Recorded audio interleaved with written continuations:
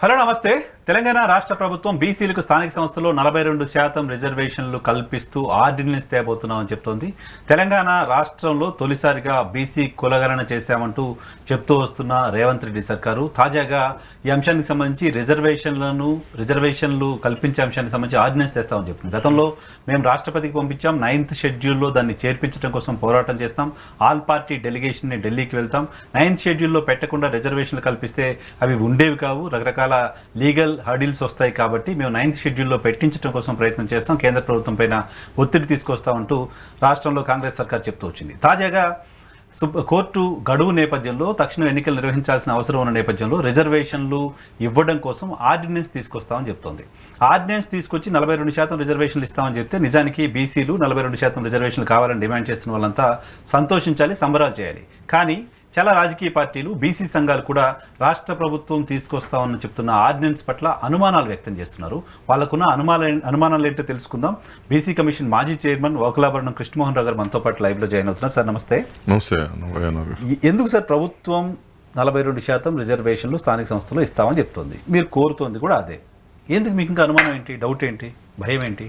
అంటే అసెంబ్లీలో bill 3, bill 4 పేరిట విద్యా ఉద్యోగ రంగాలు స్థానిక సంస్థల రిజర్వేషన్ పేరిట ఏకగ్రీవంగా ఆమోదించారు.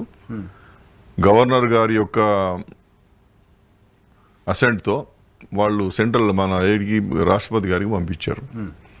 ఈ బిల్స్ 2 రాష్ట్రపతి గారి దగ్గర పెండింగ్లో ఉన్నాయి ఇదే అంశానికి సంబంధించి. రాష్ట్రపతి అంటే రాజ్యాంగాధికారి, రాజ్యాంగాధినేత, వారి దగ్గర ఉన్నాయి. వారు వెనక్కి పంపిస్తారా, లేకుంటే ఏమైనా సూచనలు చేస్తారా, రిజెక్ట్ చేస్తారా, ఇంకా మనకి ఏం క్లారిటీ లేదు. బిల్స్ పంపించేసారు, రేవంత్ రెడ్డి గారి ప్రభుత్వం చేతులు దులిపేసుకున్నారు. మేము చాలా శాస్త్రీయంగా ఈ ప్రక్రియ అంతా పూర్తి చేశామని రాహుల్ గాంధీ గారు అనేక సందర్భాల్లో ఈ రాష్ట్ర ప్రభుత్వానికి కితాబు ఇవ్వడమే కాకుండా, రేపు ఎవ్వరు ఇలాంటి ప్రక్రియ చేసినా, రేపు కేంద్ర ప్రభుత్వం జనాభా గణన చేసిన, జనాభా గణనలో కులగణన చేసిన మా తెలంగాణ ప్రభుత్వాన్ని ఆదర్శంగా తీసుకోమని రాహుల్ గాంధీ గారు చెబుతున్నారు, ప్రచారం చేస్తున్నారు. జయరాం రమేష్ గారు చెప్తా ఉన్నారు. ఇదంతా జరుగుతున్న తంతు. ఇది అనేక సందర్భాల్లో చర్చించుకున్నాం. నిజం కాదా?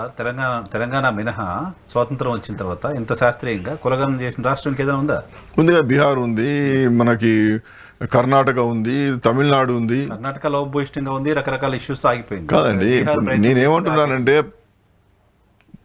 ప్రమాణాలు పాటించడంలో కర్ణాటక చాలా బాగా చేసింది. అక్కడ అంతకుముందు కాంతరాజా కమిషన్ చేశారు, బీసీ కమిషన్. దాని తర్వాత మిగిలినటువంటి దాన్ని మళ్ళీ సిద్ధరామయ్య గారు ఆనాడు ముఖ్యమంత్రిగా ఉన్నప్పుడు చేయించారు. మళ్ళీ ముఖ్యమంత్రి అయిన తర్వాత ఇవాళ ఉన్నటువంటి ఆ బీసీ కమిషన్ ద్వారానే మళ్ళీ పూర్తి నివేదికను తయారు చేయించేసుకొని తీసుకున్నారు. అది దానికి లీగల్ శాంటిటీ ఉంది. కర్ణాటక బీసీ కమిషన్ చేసినటువంటి ఏదైతే సోషో ఎకనామిక్ కాస్ట్ సర్వే ఉందో దానికి శాంటిటీ ఉంది.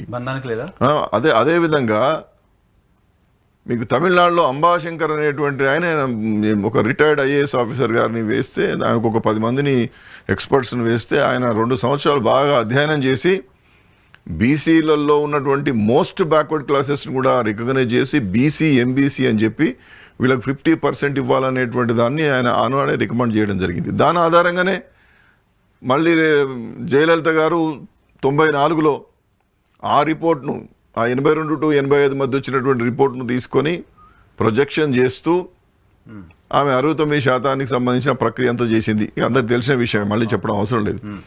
ఇవాళ ఇది కాదా అని మీరు ఇంతకుముందు అడిగినారు. ఇది కాదు అని మేము అంటున్నాం. ఎందుకంటే ప్రణాళికా విభాగం ద్వారా చేయించారు. మరి అది ప్రత్యేకమైన కమిషన్ చేయాలి.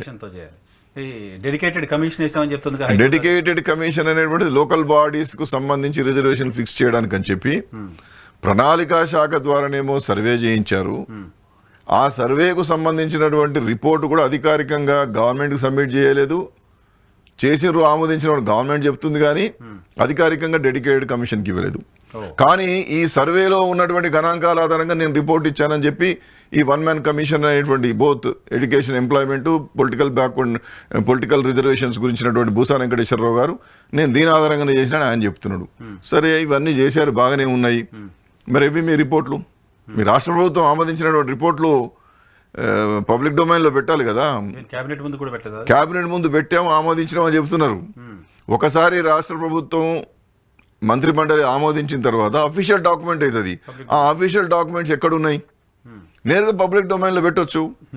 ఇప్పుడు అంబాశంకర్ కమిషన్ రిపోర్ట్ కావాలంటే నేను తెప్పించగలను. బీసీ కమిషన్ చైర్మన్ అదో లెటర్ రాసి అక్కడ మధ్యప్రదేశ్లో గౌరీశంకర్ బిసేన్ గారి యొక్క నివేదిక తెప్పించగలిగిన, మహారాష్ట్రలో ఉన్నటువంటి జయంత్ కుమార్ భాటియా రిపోర్ట్ తెప్పించాను.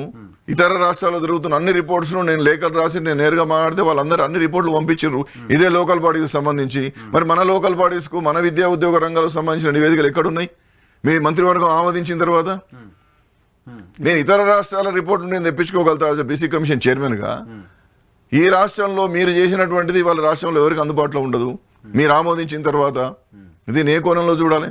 సో ఓకే, ఇప్పుడు రిపోర్ట్ ఇంకా లేదు, బహుశా పెడతారేమో చూద్దాం. ఈ మళ్ళీ నిన్న మంత్రివర్గ సమావేశంలో టేబుల్ అయిందా? అంతకుముందు ఎజెండా అయితే అక్కడ కనపడలేదు. ఉంది, వాళ్ళు చెప్పారు.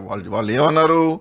మంత్రివర్గం ఆమోదించినటువంటి దాన్ని ఆధారంగా, వెంకటేశ్వరరావు గారు ఇచ్చినటువంటి కమిషన్ ఆధారంగా, సర్వే రిపోర్టు ఆధారంగా మేము బిల్ 3 బిల్ 4 తయారు చేసినాము అని చెప్పుకున్నారు. వాళ్ళు బిల్ 3 బిల్ 4లో చాలా స్పష్టంగా ఉన్నాయి. మనం ఓన్గా చెప్పేది ఏం లేదు, వాళ్ళు గవర్నమెంటే చెప్పింది ఏదైతే బిల్స్ ప్రవేశపెట్టారు ఆమోదించామని. 42% రిజర్వేషన్లో ఆర్డినెన్స్ ద్వారా వస్తే ఏంటి, బిల్లు ద్వారా వస్తే ఏంటి? సో ప్రభుత్వం ఇంకేదైనా నిర్ణయం తీసుకుని ఇస్తే ఏంటి? ఇస్తున్నారు కదా 42%. ఇప్పుడు చాలా కాలంగా ఈరోజు ఉదయం కూడా నేను మాట్లాడినా, చాలా ఛానళ్లలో మాట్లాడుతూనే ఉన్నాం. ఏమవుతుందంటే డిమాండ్ పరిష్కారం కాకపోవడం ద్వారా చెప్పిందే చెప్పినట్టుగా ఉంటున్నది. అందుకే అదే మాట్లాడాలి కదా, సబ్జెక్ట్ అంతా అదే కదా. మీరు ఏమంటున్నారు? 42% ఏదో పద్ధతి ఇస్తున్నప్పుడు మీరు గవర్నమెంట్ అభినందించాల్సింది పోయి విమర్శ ఏంటి అని మీరు నేరుగా అడుగుతున్నారు. పాలాభిషేకాలు చేయాలి కదా, సంబరాలు జరుపుకోవాలి కదా మీరు అంటున్నారు. అది నిజంగా కనుక అమలైతే తప్పనిసరిగా సంబరాలు చేయడమే, రేవంత్ రెడ్డి గారికి మనం ధన్యవాదాలు చెప్పడమే. దాంట్లో మాకేమి శశభిషలు ఏమి లేవు దాంట్లో. మేము అంటున్నదల్లా ఇఫ్ అనేది ఎందుకు వస్తుంది, నిజంగా ఎందుకు వస్తుంది? బిల్లులు ఎక్కడున్నాయి? రాష్ట్రపతి గారి దగ్గరనే. నువ్వు మళ్ళీ వాళ్ళ పంచాయరాజ్ చట్టాన్ని సవరించి ఆర్డినెన్స్ ద్వారా నువ్వు చట్టం చేయబోతున్నా అని చెప్తున్నావు. 2018 చట్టాన్ని సవరిస్తా అని చెప్తా అంటున్నావు కదా. నువ్వు పంచాయరాజ్ చట్టం మరి వాళ్ళ కొత్తగా ఎందుకు ఆనాడు చేయనుంటి కదా? ఈ 160 కోట్లు ఎందుకు ఖర్చు పెట్టినావు? ఈ సర్వే ఎందుకు? ఈ కమిషన్లు ఎందుకు? మళ్ళీ రాష్ట్రపతి గారికి పంపుడు ఎందుకు? అవి అక్కడనే ఉండడం ఎందుకు? ఈ సంవత్సరం నుండి డ్రామా ఎందుకు? దేశానికి ఆదర్శం ఎందుకు ఇదంతా?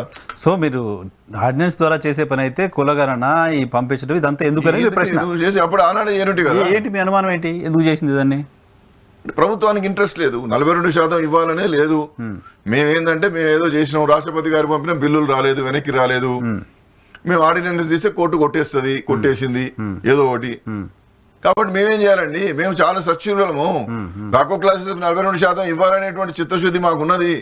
కానీ మరి న్యాయస్థానాలు ఒప్పుకోకపోతే మేమేం చేయాలని చెప్పి న్యాయస్థానాల మీద నెపం వేసి మళ్ళీ అదే 18% 20%తో ఎన్నికలు పోవాలనేటువంటి ప్రయత్నం తప్ప మరొకటి లేదు. ఇప్పుడు ఆర్డినెన్స్ తో 42% రిజర్వేషన్స్ ఇవ్వడానికి ఉన్న హడిల్స్ ఏంటి కృష్ణమోహన్ గారు? అది ఎట్లా నిలబడుతుందండి?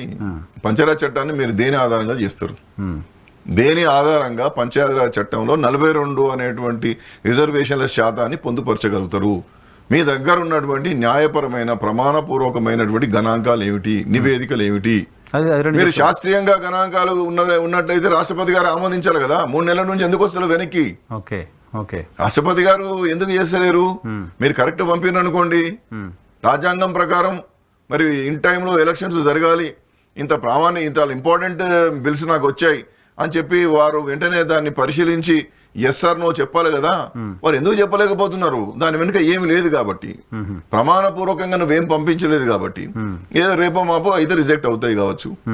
కాబట్టి ఇవాళ ఇదొక గందరగోళము, ఒక అయోమయము, ఒక అరచేతిలో వైకుంఠం చూపించడము లాంటి కార్యక్రమాలే జరుగుతున్నాయి తప్ప ప్రభుత్వం నిబద్ధతతో జరిగే ప్రయత్నం జరగదు. ప్రభుత్వం వైపు నుంచి గొప్ప ఒత్తిడి ఉంది కదా. కోర్టు చెప్పింది సెప్టెంబర్ లోపు స్థానిక సంస్థల ఎన్నికలు నిర్వహించండి అని చెప్పింది. సో ప్రభుత్వం దగ్గర ఉన్న వేరే ఆప్షన్ ఏంటి? పంపించారు, రాష్ట్రపతికి రాలేదు. ఇప్పుడు హైకోర్టులో సింగిల్ బెంచ్ ఇచ్చారు. ఒక సింగిల్ బెంచ్ అండి, లార్జర్ బెంచ్ పోండి. మేము చాలా 42-80% మేము ఇవ్వాలనుకుంటున్నాం. గౌరవ రాష్ట్రపతి గారి దగ్గర బిల్స్ ఉన్నాయి కాబట్టి మాకు వేరే మార్గం లేదు. మేము చేయాల్సిన ప్రక్రియలన్నీ చేశాం కానీ అక్కడి నుంచి రానంత వరకు మేమేం చేస్తాం కాబట్టి మాకు కొంత సమయం ఇవ్వండి అని అడగండి. లార్జర్ బెంచ్ అడగండి. ఒక్క సింగిల్ జడ్జి కదా ఇచ్చింది. ఇప్పుడు ముగ్గురుతో కూడినటువంటి రాజ్యాంగ ధర్మాసనం అడగండి, సిజే గారిని అప్రోచ్ కాండి. సో ప్రభుత్వం ఆ ప్రయత్నం చేయలేదా? ఎక్కడ చేస్తున్నారు? ఇప్పుడు ఏ కోర్టు అయినా ఏం చెప్తుంది, ఇన్ టైంలో ఎలక్షన్లు పెట్ట ఉంటుంది. ఇప్పుడు 2 సంవత్సరాలే, 2 సంవత్సరాలు నువ్వు ఏదో చేసినా అని చెప్తున్నావు, ఒకటి చేసింది ఏం కనపడతలేదు. స్వతంత్ర కమిషన్ వేయవు, నిష్పక్షపాతంగా కమిషన్ రిపోర్ట్లు ఉండవు, పద్ధతులు ఏమి పాటించరు, న్యాయపరంగా అనేక లొసుగులతో ఎవరైనా ప్రజా ప్రయోజన వ్యాజ్యం ఇట్లా చేస్తే చాలండి కొట్టుడు పోతాయి. ఇవన్నీ నేను చెప్పడం కాదు, ఇది అవునా ఏది నిలబడదు. నీ బిల్సే నిలబడవు, నీ కమిషన్ రిపోర్ట్లే నిలబడవు, నీ కమిషన్కు ఉన్న శాంటిటీ ఏం లేదు. గతంలో మీకు గుర్తుంటే, మీకు ఎంత గుర్తుంటుంది, ఫాలో అయ్యి ఉన్నారు కదా, బీసీ మన మైనారిటీ రిజర్వేషన్ అంశానికి సంబంధించి కూడా ఇటువంటి ఇష్యూ వస్తే అప్పటి కాంగ్రెస్ సర్కారు ఆర్డినెన్స్ తీసుకొచ్చే ప్రయత్నం చేసింది కదా. అప్పుడు అవును, కొట్టేసారు. రాజశేఖర రెడ్డి గారు ఉన్నప్పుడు 5% తోని వారు ఆర్డినెన్స్ తీసుకొచ్చారు, అమలు చేశారు, దాన్ని కొట్టేసారు. బట్ ఇంప్లిమెంటేషన్ అయితే అయింది. కొట్టేసిన తర్వాత ఏమైపోయింది, బ్యాక్వర్డ్ క్లాస్ కమిషన్ రెఫర్ చేశారు. బీసీ గ్రూప్ బీసీల పరిధిలోకి వస్తుంది, బీసీలలో కలపాలి కదా. మేము కూడా అప్పుడు 5% ఆగమేఘాల మిస్ అది కొట్టేసిండ్రు. అప్పుడు ప్రత్యేకమైన ఒక పిఎస్ కృష్ణన్ గారు అని చెప్పి ఒక చాలా ఎక్స్పర్ట్ ని దానికి నిపుణుడిగా వేసి వారు కృష్ణన్ గారు రిపోర్ట్ ఇచ్చిన తర్వాత, ఆ రిపోర్ట్ ప్రభుత్వానికి ఇచ్చిన తర్వాత దాన్ని పబ్లిక్ డొమైన్ లో పెట్టి ఆబ్జెక్షన్స్ కాల్ఫర్ చేసి తర్వాత మంత్రిమండలి ఆమోదించి ఆ పిఎస్ కృష్ణన్ గారి యొక్క నివేదికను బీసీ కమిషన్ పంపించారు. ఆనాడు కూడా నేను బీసీ కమిషన్ సభ్యుని, జస్టిస్ దాల్వా సుబ్రహ్మణ్యం గారు చైర్మన్ గా ఉన్నారు. అప్పుడు మేము దాన్ని అధ్యయనం చేసిన తర్వాత 4% రికమెండ్ చేసినాం. 4% రికమెండ్ చేసినప్పుడు కూడా ఈ హైకోర్టు కొట్టేసింది. కొట్టేస్తే మేము ఏదైతే ప్రయత్నాలు చేశామో, ఏ ప్రామాణికమైన పద్ధతులు పాటించామో అవన్నీ సుప్రీంకోర్టులో చెప్పాము. సుప్రీంకోర్టులో చెప్తే స్టే ఇచ్చింది. ఆ స్టే మీద అప్పటి నుండి 2005 నుండి ఈ రోజు వరకు కూడా కొనసాగుతున్నది. అందుకోసం మేము ఏమంటున్నాం, నువ్వు పద్ధతులు కనుక కరెక్ట్ పాటిస్తే హైకోర్టులో పోయినా సుప్రీంకోర్టులో ఉంటుంది. హైకోర్టులు అన్ని కొట్టేస్తారండి. ఈ రాష్ట్రంలో 1970లో పెట్టినటువంటి తొలి జీవో నుండి మొదలు పెడితే ప్రతి జీవో కొట్టివేస్తారు. కానీ సుప్రీంకోర్టు మనకు ఉంటుంది. బీహార్లో ఆయన కొన్ని పద్ధతులు పాటించకపోవడం ద్వారా అక్కడ బీహార్లో ఆ యొక్క చట్టం సెటిసైడ్ అయింది. ప్రణాళికా శాఖ నుంచి చేశారు, వాళ్ళు జేడీ నుండి చేశారు, కొన్ని పద్ధతులు పాటించలేదు, సెటిసైడ్ అయింది.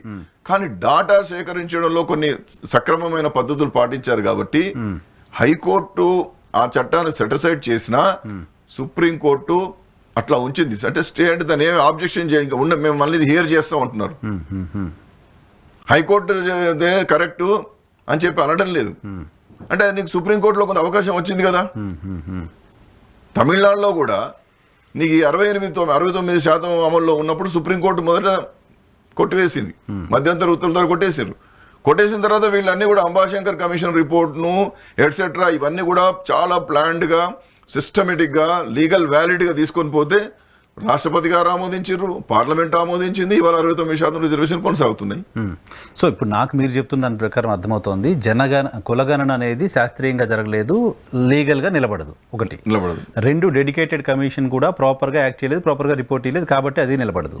ఈ రెండింటిని బేస్ చేసి తీసుకొచ్చే ఆర్డినెన్స్కి దాన్ని అసలు పట్టించుకోవాల్సిన అవసరం లేదు, లీగల్ నిలబడదు. ఇంకోటి, మీరు ఆల్రెడీ బిల్స్ చేసి గవర్నర్ ద్వారా రాష్ట్రపతికి పంపించారు కాబట్టి రాష్ట్రపతి దగ్గర పెండింగ్ లో ఉన్న అంశానికి సంబంధించిన అంశం పైన మనం ఆర్డినెన్స్ తెస్తే దాన్ని ఎవరు పట్టించుకోరు. ఇది లీగల్ గా ఇన్వాలిడ్.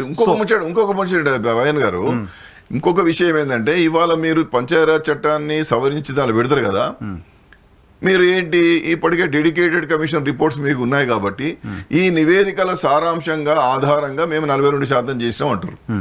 అప్పుడు ఏమవుతుంది, హైకోర్టుకి ఓడపోయినప్పుడు ఈ యొక్క ఆర్డినెన్స్ ను కొట్టేస్తారు. కొట్టేసినప్పుడు ఏమవుతుంది, ఈ డెడికేటెడ్ కమిషన్ రిపోర్ట్లు కూడా కొట్టుకుపోతాయి, ఇన్వాలిడ్ అయిపోతాయి. అప్పుడు ఏంటి, నీ దగ్గర ఏమి కూడా శాంటిటీ కలిగినటువంటి నివేదికలు ఉండవు. అప్పుడు ఎలక్షన్లకు పోమంటారు వాళ్ళు.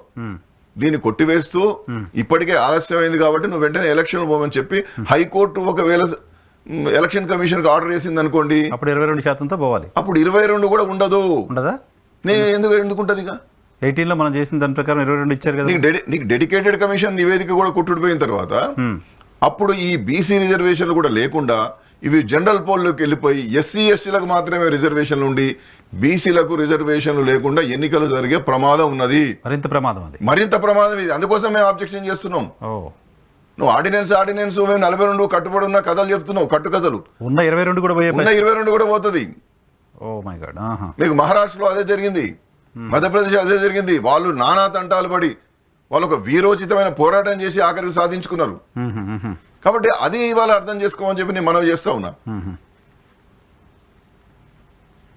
మీ దగ్గర మీరు సుదీర్ఘకాలం బీసీలకు సంబంధించిన ఇష్యూస్ పై పనిచేస్తున్నారు, బీసీ కమిషన్లో చాలా యాక్టివ్గా సుదీర్ఘకాలంగా పనిచేస్తున్నారు. మీకు కనపడుతున్న రూట్ ఏంటి సార్? మీకు కనపడుతున్న పరిష్కారం ఏంటి? బీసీలకు 42% రిజర్వేషన్ ప్రభుత్వం ఇవ్వాలని చిత్తశుద్ధితో ఉన్నా అని చెప్తుంది. రూట్ ఏంటి? వెళ్తున్న రూట్ రాంగ్ అని మీరు చెప్తున్నారు. ముందు ఈ 3 నెలలు కావాలనే ఈ బ్రహ్మ పదార్థాన్ని తీసేయాలి. లార్జర్ పెంచిపోయి మాకు కొంత సమయం కావాలని మళ్ళీ సమయం తీసుకోవాలి. రాష్ట్రపతి గారి దగ్గర అఖిలపక్షం పోయి రిక్వెస్ట్ చేసుకొని ఆ బిల్స్ ఎస్ ఆర్ నో అనిపించుకోవాలి. ఎస్ అయితే చాలా మంచిది, వెంటనే జీవోలు తీసుకోవచ్చు, నువ్వు ఎలక్షన్లో పోవచ్చు. లీగల్ హార్డిల్స్ ఏమైనా వస్తే అవి పెద్ద ప్రాబ్లం కాదు. ఇక్కడ కాకపోతే సుప్రీంకోర్టులో చూసుకోవచ్చు. ఒకవేళ హర్ ఎక్సలెన్సీ నుండి కనుక నెగటివ్ అయిందనుకోండి, అప్పుడు కూడా ఈ ప్రక్రియను పక్కన పెట్టి మళ్ళీ రాజ్యాంగబద్ధంగా కమిషన్ ఆఫ్ ఎంక్వైరీస్ యాక్ట్ కానీ 340 ప్రకారం కానీ ఒక డెడికేటెడ్ కమిషన్ వేసి ఆ కమిషన్ తోనే మొత్తం అధ్యయనం చేయించి ఆ కమిషన్ కి చైర్మన్ తో పాటు ఎక్స్పర్ట్స్ ను సభ్యులుగా పెడితే వాళ్ళు ఇచ్చినటువంటి రేపటి నివేదిక శాంటిటీ ఉంటుంది. వాళ్ళు 50% దాటడానికి కావాల్సినటువంటి అనాలిసిస్, తులనాత్మక అధ్యయనం కావచ్చు, లేదా అది దాటడానికి కావాల్సినటువంటి అధ్యయనం కావచ్చు, అవి శాస్త్రీయంగా చేస్తే రేపు ఏదైనా నిలబడుతుంది. కాబట్టి ఇవాళ రాష్ట్ర ప్రభుత్వం నిబద్ధతతో నిజాయితీగా ఆలోచించాలి. 42% మేము ఇవ్వాలనే సంకల్పం వాళ్ళు కల్పించాలి. ఈ బాధ భరించలేక ఇస్తున్నాం అనేటువంటి పద్ధతిలో పోతే నేను ఇంతకుముందు చెప్పినట్టుగా ఉన్నది పోతుంది, ఉంచుకున్నది పోతుంది. ఇది బీసీలకు ప్రమాదకరమైన పరిస్థితి. ఉన్న రిజర్వేషన్లు పోతాయి, అత్యంత ప్రమాదం. మహారాష్ట్రలో మీకు కాన్విల్కర్ గారు బెంచ్ బీసీ కమిషన్ ఇచ్చినటువంటి నివేదిక, అంటే ఇక్కడ బీసీ కమిషన్ డెడికేటెడ్ కమిషన్ ఇచ్చినటువంటి నివేదికను కొట్టివేస్తూ ఈ బీసీలకు రిజర్వేషన్లు ఏం లేవు, వీటిని జనరల్ పోల్లో పెట్టు, నువ్వు ఇమీడియట్లీ ఎస్సీ ఎస్టీలో పెట్టేసి నోటిఫికేషన్ ఇష్యూ చేయమని చెప్పింది. వాళ్ళు చాలా కష్టపడి నానా తంటాలు పడి వాళ్ళు మళ్ళీ దాన్ని కొంత క్రమ పద్ధతిలో పెట్టుకోగలిగినారు. ఒక్క పోరాటం కాదు. సో ఇప్పుడు మీరు చెప్తున్న దాని ప్రకారం 42% రిజర్వేషన్స్ అనేది ఇప్పుడు ఇమీడియట్ ఎలక్షన్ పెడితే సాధ్యమయ్యేది కాదు. దానికి సంబంధించిన లీగల్ శాంటిటీ ఉండాలి. దానికి కావలసినటువంటి సమగ్రమైన గణాంకాలు సైంటిఫిక్ మోడ్ లో సేకరించినవి, లీగల్ వ్యాలిడ్ పద్ధతిలో సేకరించిన గణాంకాలు కనుక నీ దగ్గర ఉంటే సాధ్యము. నీ వెంకటేశ్వరరావు గారి కమిషను లేదా నీ సర్వే చేసినటువంటి గణాంకాలు, దానికి ఒక గెజిట్ నోటిఫికేషన్ లేదు, దానికి శాంటిటీ లేదు, నీ డిపార్ట్మెంట్ నువ్వు ఏం రాయమంటే అది రాస్తారు. కాదు అసలు సుప్రీంకోర్టు అయినా ఈవెన్ కోర్టులైనా ఒక కమిషన్ ఆధ్వర్యంలో జరిగిన గణనని పరిగణలోకి తీసుకునే పరిస్థితి ఉంటుంది. ఎందుకంటే గణన అనేది కేంద్ర ప్రభుత్వానికి సంబంధించిన అంశం. ఇప్పుడు 26లో కేంద్ర ప్రభుత్వం మేము చేయబోతున్నాం, కులగణన కూడా చేయబోతున్నాం అని చెప్తోంది. సో ఈ సందర్భంలో ఈ సీక్వెన్స్లో కమిషన్ చేసే జనగణనకి వ్యాలిడిటీ ఉంటుంది. అయితే విషయం ఏంటంటే మనకు ఒక డెడికేటెడ్ కమిషన్ వేసుకుని అధ్యయనం చేసుకోమని సుప్రీంకోర్టు చెప్పింది. అధ్యయనం అంటే వాళ్ళు అన్నీ చేసుకుంటారు. ఇప్పుడు బీసీ కులాల జాబితాలు, రాష్ట్రానికి సంబంధించిన జాబితాలు ఉంటాయి. ఆ జాబితాలో ఒక కులాన్ని కలపాలి లేకపోతే తొలగించాలి లేదా కలపాలన్నప్పుడు వాళ్ళ స్థితిగతులు మనకు అధ్యయనం, మన స్థితిగతులు అవగాహన ఉండాలి. సైంటిఫిక్ మోడ్ లో చేసినటువంటివి అవి ఎట్లా చేస్తాం?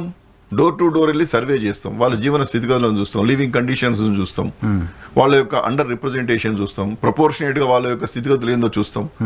అలా చేసేటటువంటి అధికారం అండర్ ఆర్టికల్ 342A3 ప్రకారం రాష్ట్ర ప్రభుత్వానికి ఉన్నది.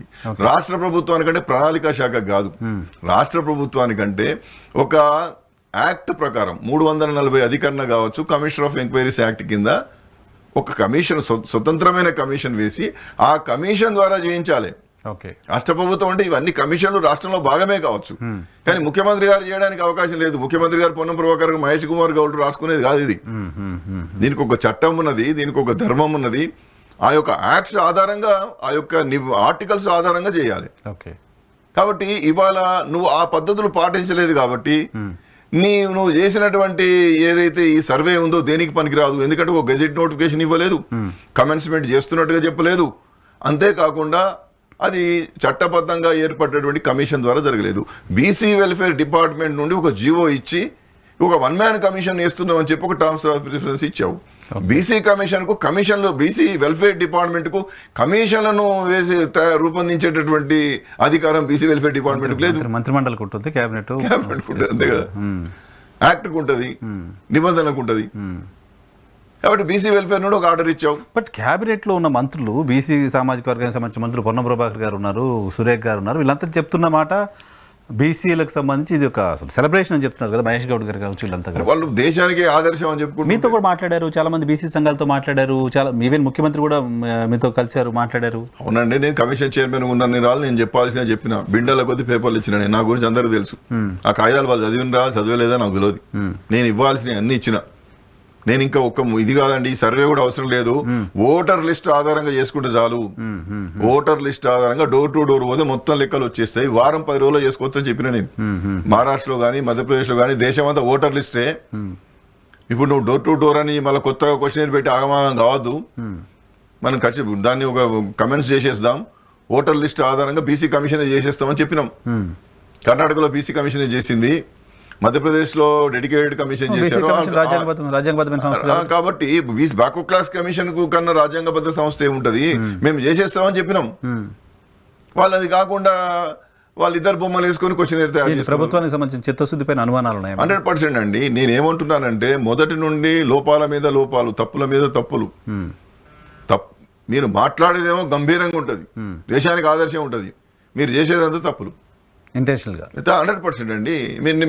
మీ క్వశ్చనేర్, మీరు ఒకసారి క్వశ్చనేర్ చూడండి. మీరు వాళ్ళ ప్రశ్న వల్ల 75 ప్రశ్నలు పెట్టిండ్రు. అడ్డగోలు ప్రశ్నలు అవి అవసరమే లేదు. అది సమాచార హక్కు చట్టం ప్రకారం చూస్తే రైట్ టు ప్రైవసీ పరిధిలోకి వస్తాయి. నీకు ఎంత బంగారం ఉన్నది, నువ్వు రియల్ ఎస్టేట్ చేస్తున్నావా, నువ్వు ఎవరికి అప్పులు ఇచ్చినావు, ఎన్ని లాకర్లు ఉన్నాయి, ఇవన్నీ కావాలండి. ఇది ఎట్లా అడుగుతావండి? నా వ్యక్తిగతమైన విషయాలు నీకు ఇచ్చే అధికారం నువ్వు నన్ను అడిగే అధికారం లేదు. As per the KS Puttaswamy judgment ప్రకారం రైట్ టు ప్రైవసీ అనేటువంటిది ప్రాథమిక హక్కుల్లో ఒకటి. నా ప్రాథమిక హక్కులకు భంగం కలిగించే అధికారం నీకెవరు ఇచ్చిండ్రు? సో ఇవన్నీ కూడా నువ్వు పాటించాలి కదా. నీ క్వశ్చనేర్ లో పాటించలేదు. అవన్నీ వందల సార్లు చెప్పినాము. ఇంకోటి క్వశ్చనేర్ మీద ఇటు పక్కకు రేవంత్ రెడ్డి గారి బొమ్మ, అటు పక్కకు బట్టి గారి బొమ్మ. అది కాంగ్రెస్ పార్టీ సంక్షేమ కార్యక్రమం కాదు కదా. వైఎన్ఆర్ గారైనా వక్లాభరణం అయినా నేను స్వేచ్ఛాయుతమైన వాతావరణంలో ఒక నిష్పక్షపాతమైన సర్వే జరుగుతున్నది, దీనిలో నేను నా వివరాలు నమోదు చేయాలనేటువంటి సంకల్పాన్ని నువ్వు కల్పించాలి. నీ బొమ్మలు చూస్తే నేను ఇన్ఫ్లుయెన్స్ అవుతా కదా. ఒక ఎలక్షన్ జరుగుతున్నదండి, మన ఊళ్ళో అంబేద్కర్ గారు కూడల్లో అంబేద్కర్ గారి విగ్రహం ఉంటుంది. అంబేద్కర్ గారి విగ్రహానికి మొత్తం బట్టగట్టేస్తారు. ఎందుకు? కారణం ఎందుకు? ఇన్ఫ్లుయెన్స్ కదా. నువ్వు డైరెక్ట్ నీ బొమ్మలు పెడితే నీ కాంగ్రెస్ సంక్షేమ కార్యక్రమంగా చేసుకుంటే మీరు నింపరు. అట్లా చాలా మంది ముందుకు రాలే. అదే సమగ్ర కుటుంబ సర్వే జరిగినాడు, దుబాయ్లో ఉన్నాడు, బొంబాయిలో ఉన్నాడు, ఎక్కడో ఉన్నాడు, అంతా ఇంటికి వచ్చింది. ఎందుకు వచ్చింది మరి? తర్వాత దీనికి సంబంధించి ఒక్క నాడైనా ఒక్క ప్రముఖ దినపత్రికలో ఒక అడ్వర్టైజ్మెంట్ వేసినావా అండి? ఒక అఫీషియల్ గెజిట్ నోటిఫికేషన్ వేసావా? మీ మంత్రులు కానీ మీ ఎమ్మెల్యేలు కానీ ఎవరన్నా ఇది ఒక పెద్ద బృహత్తరమైన కార్యక్రమం అని చెప్పి గ్రామాన ఒక అక్షరాస్యత కార్యక్రమంగా, ఒక స్వచ్ఛంద సేవా కార్యక్రమంగా ఎవరైనా పాల్గొన్నారా అండి? సరే, మిగతా వాళ్ళు పాల్గొన్నారో లేదు కానీ మీ పార్టీకి సంబంధించిన నాయకులు, మీ పార్టీకి సంబంధించిన అధ్యక్షుడు, వర్కింగ్ ప్రెసిడెంట్ వాళ్ళు కూడా పార్టిసిపేట్ చేయలేదు, వాళ్ళకు కూడా రెస్పెక్ట్ లేదు. సర్వే మీ పార్టీ గురించి కాదు సార్, నేను ఏమంటున్నానంటే ప్రభుత్వంలో ఉన్నటువంటి వాళ్ళు పారదర్శకంగా ఉండాలి. ముఖ్యమంత్రి గారు, గౌరవ మంత్రులు, గౌరవ శాసనసభ్యులు మీ ఆస్తుల వివరాలను ఈ సర్వే ఆరంభించడానికన్నా ముందే ప్రకటించాల్సి ఉండే. అది చేయలేదు.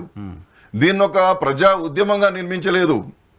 దీనికి బహుళమైనటువంటి అడ్వర్టైజ్మెంట్స్ వేయలేదు. అసలు మీకు రాజ్యాంగ శాంటిటీ దానికి లేనప్పుడు ఇవన్నీ చేసి మాత్రం ఉపయోగం అంటే నేను ఏమంటున్నానంటే నువ్వు చేయాల్సినటువంటి పద్ధతుల్లో చేస్తే, ఇండిపెండెంట్ కమిషన్ ద్వారా నువ్వు చేసినావు అనుకోండి, ఆ కమిషన్ తన పని తాను చేసుకునేది. నేను బీసీ కమిషన్ చైర్మన్ ఉన్నా, నేను ఎన్నో నోటిఫికేషన్లు ఇచ్చాను, బహిరంగ విచారణ కార్యక్రమాలు చేపట్టినా, వాళ్ళ లివింగ్ కండిషన్ చూడడానికి పోయినా, వాళ్ళు అన్ని తిరిగినాం.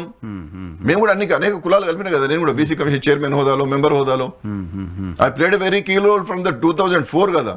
2004 నుండి నిన్నటి దాకా 3 సార్లు మెంబర్ చైర్మన్ ఉన్నా కదా. అనేక నోటిఫికేషన్ ముమ్మడి ఆంధ్రప్రదేశ్ రాష్ట్రం అంతా దిగి వచ్చినాయి కదా.